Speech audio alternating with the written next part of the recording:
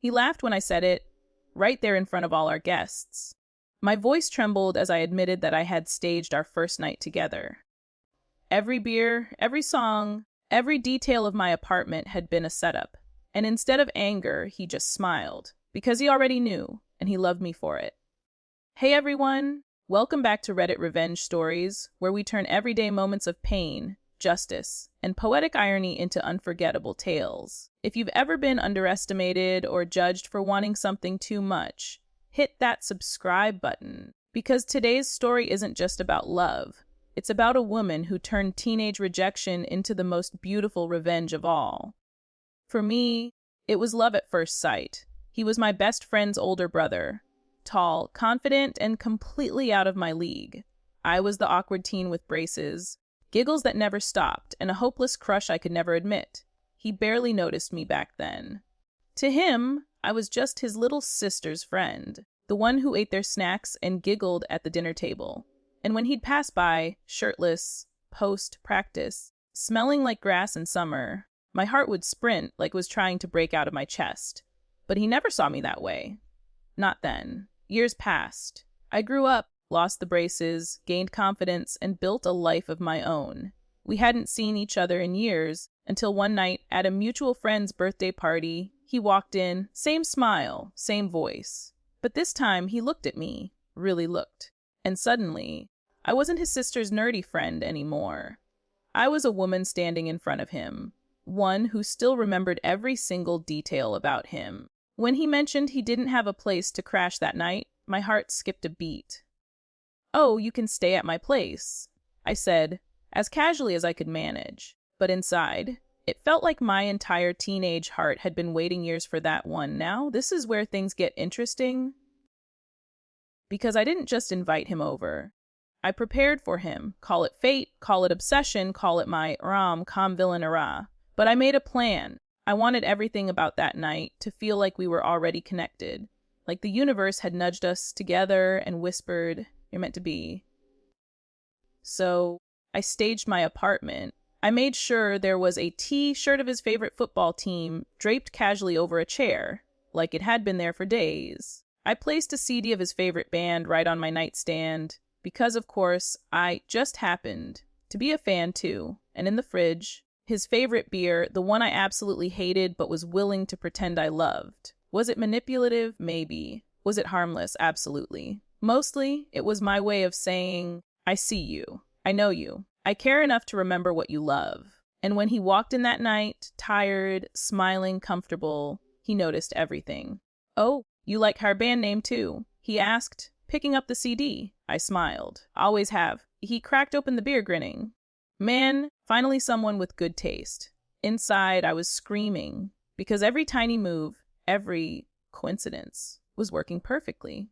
That night, we stayed up talking until dawn, about music, old times, dreams, failures.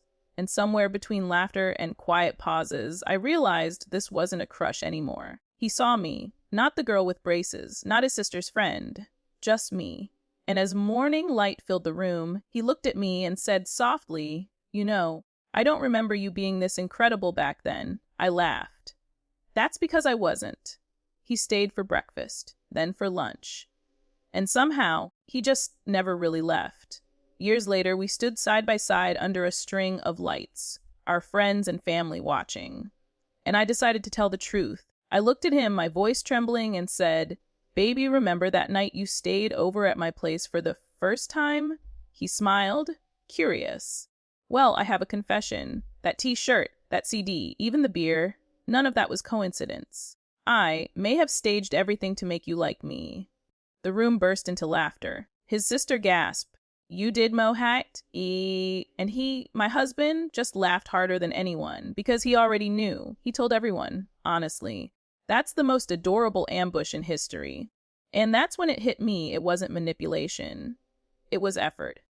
The same kind of effort he now gives back to me every single day. Later, I shared our story on Reddit. I thought people would find it funny. A harmless confession of how far a little teenage crush had gone. But I underestimated the internet.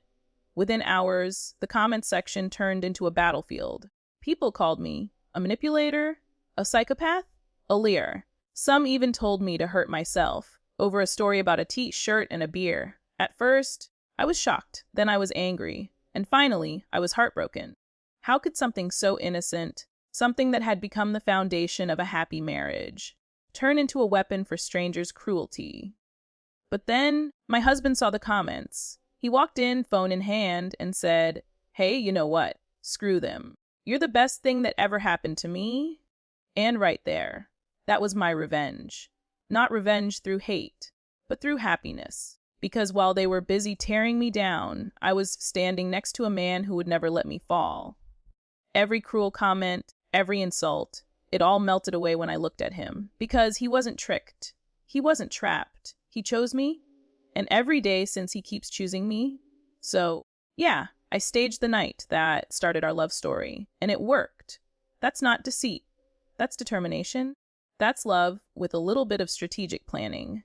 Sometimes people confuse vulnerability for weakness. They mock passion because they're afraid to feel it themselves. But here's the truth. Love isn't always neat or accidental. Sometimes it's crafted with care, intention, and a dash of bravery. And if that's a crime, I'll plead guilty with a smile. If you've ever gone the extra mile for someone, or been judged for loving too hard, hit that like button. Subscribe for more real stories where the underdog, the dreamer, and the hopeless romantic always win in the end. And tell me in the comments, what's the boldest thing you've ever done for love? Because sometimes the best revenge is living a life that proves them wrong.